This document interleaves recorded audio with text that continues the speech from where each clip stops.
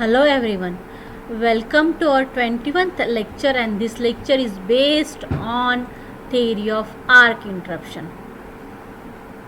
We have completed protection.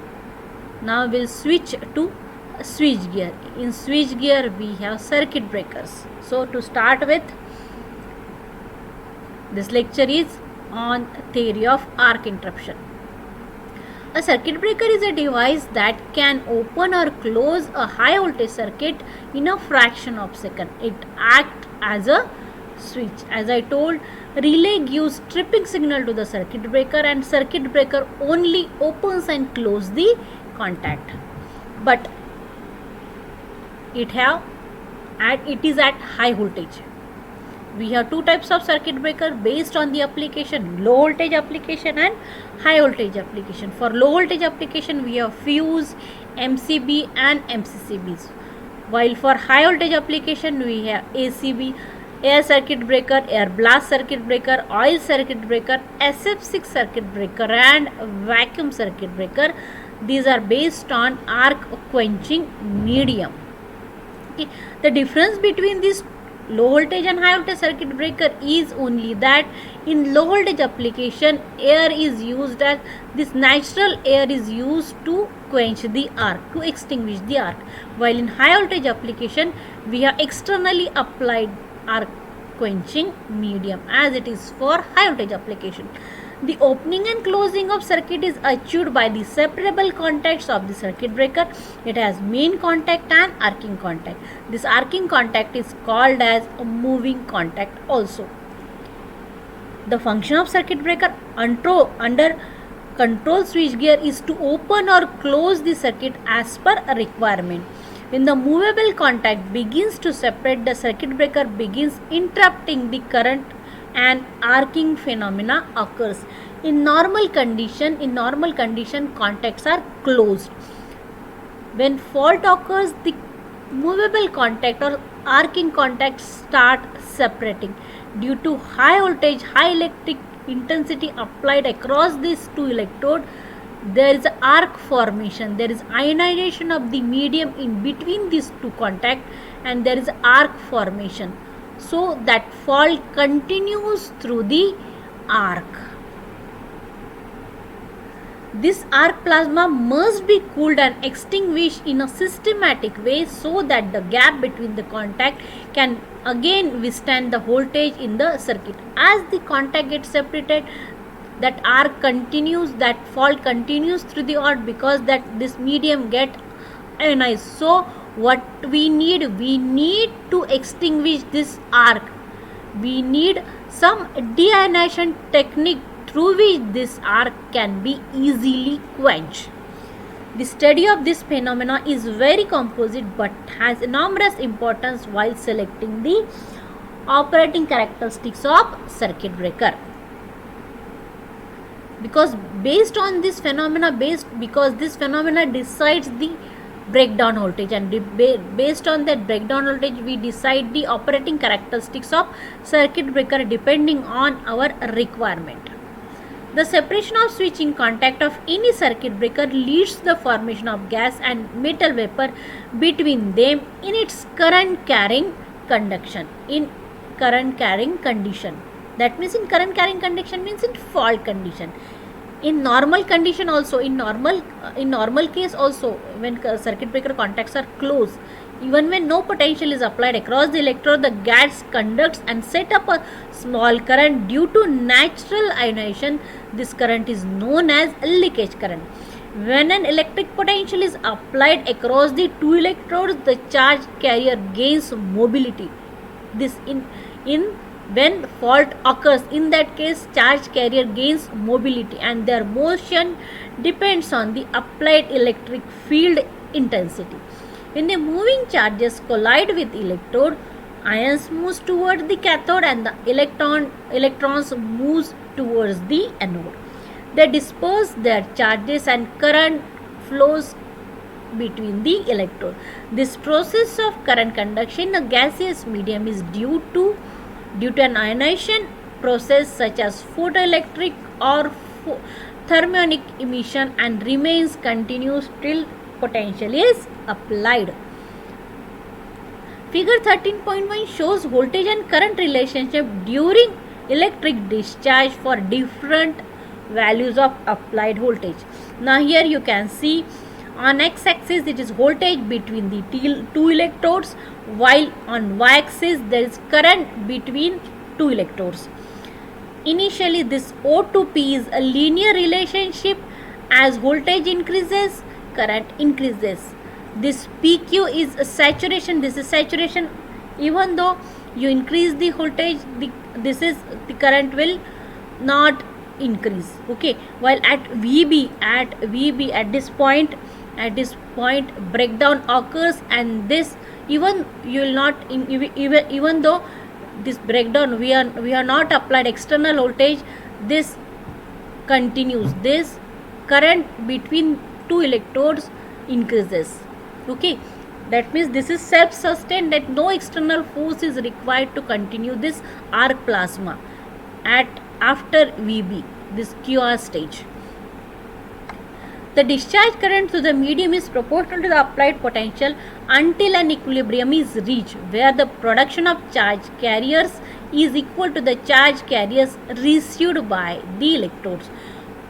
OP shows the linear relationship between the current and the voltage in the initial stage, while small value of applied voltage.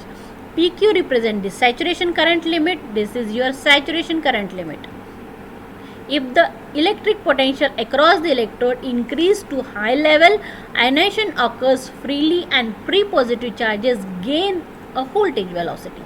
Hence they strike the cathodes with enough force to knock out the number of free electrons that maintain the discharge. Such a discharge remains self-sustained because it does not require any external excitation. At VB. This process rises exponential and the current continues to increase between the two electrodes even when applied voltage remains constant. The voltage that forces such a high current density million charges through a gas medium is known as breakdown voltage. QR gives the indication of such a high current at breakdown voltage. The gases between the electrodes no more remain insulated but provide a current conduction path. As I told, current continues through that ionization path, that arc plasma continues. So this is the arc continues. Owing to this, a continuous arc is formed between the electrode which are surrounded by hot ionized gases. This phenomenon is applicable for AC and DC voltage across the electrodes. The quenching of extinction of high current is done externally. Now as this arc continues, so we need external deionization medium to quench this arc. It is very important to decide VB and insulating medium to quench the arc while designing the circuit breaker. The following are the factors responsible for formation of arc: voltage across the electrode and its variation with time, the nature, shape and separation of electrodes, the nature and pressure of the medium, presence of external ionizing and deionizing agents, the nature, shape and position of vessel means circuit breaker in which electrodes are located. As described in figure 13.2, this is 13.2. Voltage distribution across an arc column. Voltage distribution across an arc column. This is plus VA, then this is V arc, this minus VC. Anode voltage, cathode voltage and arc voltage. As described in figure 13, the discharge occurs in AC and DC circuit when because of the collision of molecules with high velocity under the voltage applied across the electrode. This causes detachment of number of electrons from the cathodes. This is due to increase in voltage due to self-inductance of the circuit at the time of contact separation. At the time of contact separation, there is a self-inductance that also causes this arc phenomenon. The center of the arc uses gases and vapors initiated partly from the electrode and partly from the surrounding medium. This is anode, cathode and arc column. This is voltage distribution across the arc column. The arc characteristics is the curve between instantaneous voltage across the electrode and the corresponding current through the arc. The rate at which the current changes its value in the upper range has no such effect on the decrease of the arc voltage. This is due to non-linear resistance characteristics of an arc and sluggish rate at which the heat content of the nearby area of the arc establishes the new heat content. The voltage drop across the electrode depends on the collision of positive and negative charges in front of cathode and the anode respectively, and it also depends on the electrode material. The voltage drop across the main arc column mainly depend on the type of the gases surrounding it, the gas pressure, the magnitude of arc content and the length of arc column. This arc column. The voltage gradient across the main arc column is uniformly distributed across the length of arc. Figure 13 point shows voltage distribution of an arc column where plus VA, minus VC and V arc represent voltage drop across the anode, cathode and main arc column respectively. This is plus VA, V arc and minus VC. The temperature at the middle of the arc column is of the order of 5000 to 8000 degrees Celsius. And in the periphery it is 2000 to 3000 degrees Celsius. The voltage gradient across the main arc column is uniformly distributed across the length of arc. Look here, this is characteristics. Okay, this is our arc current and this is our arc voltage,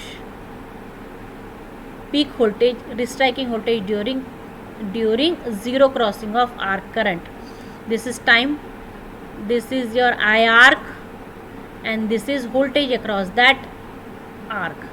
The quenching of an arc in an AC circuit requires a mechanism that converts the conducting path across the contact of the circuit breaker into non-conducting. As I said, when contacts separate, there is a conducting path. So we need to extinguish this extinguish this arc. That means we need to make this path as non-conducting path.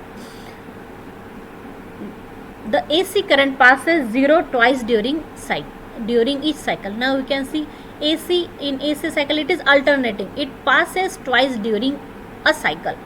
So the advantage is taken while when it passes to the 0. So it is for a while the current is passing through 0. Current is passing through 0 means voltage across it is also 0. So that advantage is taken and at that time arc is extinguished. Hence the arc quenching is performed at natural 0 in AC circuit. This is applicable only in AC circuit. Figure 13.3 shows the wave shape of an arc current and the arc voltage during every current 0 with respect to time. This is I arc, this is E arc.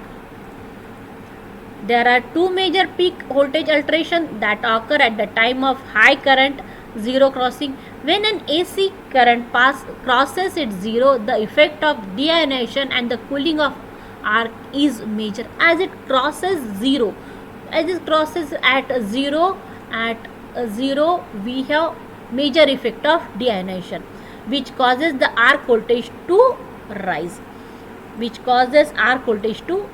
Figure 13 point shows waveform of voltage and current at the time of arc extinction. Here we have short circuit time. In this short circuit time is divided into two times. First is pre-arcing time and second is arcing time. This pre-arcing time is of 1 cycle, while arcing time is 1.5 cycle. At this point fault occurs. Suppose at this point fault occurs. So it continues and here after 1 cycle here contact separates. As contact starts separating, then that time is called as arcing time. Before contact separation it is pre-arcing time. After contact separation, it is arcing time. So here you can see in this diagram 13.4, this is our arc voltage peak, this is arc voltage which is non sinusoidal, while this is our arc current. This arc voltage is in phase with arc current, that means this is in resistive nature, so that's why it is in phase. Okay, so this is called as a restriking voltage, this is called as restriking voltage, this is called as arc voltage, this is arc voltage peak, and this is restraining, because at this instant arcing extinguished. Now this is called as restriking voltage at this arcing extinct, because it passes twice. After at natural zero we are extinguished or get extinguished for a while. So this is your restriking voltage. Okay, this is our arc voltage. We have two major peaks, arc voltage peak and restriking voltage. This continues to up to 1.5 cycle, and then after this is final arc extinguished. After final arc extinction we have transient restriking voltage, and after that we will get normal recovery voltage, which is our normal voltage.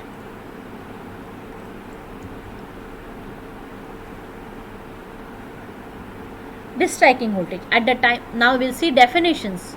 At the time already we have discussed this, what is restriking voltage, what is arcing time, what is pre-arcing time, what is arc voltage, what is arc voltage peak, what is transient restriking voltage. This transient restriking voltage is after final arc extinction, and then a recovery voltage.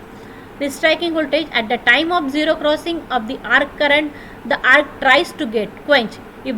If the deionization process does not achieve enough dielectric strength, the arc restrikes, and the voltage at this instant is known as restriking voltage. Arc voltage, the voltage drop across the arc rod because of its resistive nature is known as arc voltage. Owing to its resistive nature, it is in phase with the arc current. We have seen this, it is in phase. Transient restriking voltage, it is defined as the high frequency restriking voltage that appears across the contact of the circuit breaker just after arc extinction. Next is rate of rise of restriking voltage. The higher the frequency of the transient voltage, the sharper will be the slope of its first voltage rise from 0 to peak. The slope of this steepest tangent to the restriking curve is defined as rate of rise of restriking voltage. Rate of rise of restriking voltage. Recovery voltage, the power frequency steady state voltage appearing across the contacts of the circuit breaker after final arc extinction is known as a recovery voltage. This is our recovery voltage. Now in next lecture we will see this rate of rise of restriking voltage, and we will solve example of this rate of rise of restriking voltage. Thank you very much.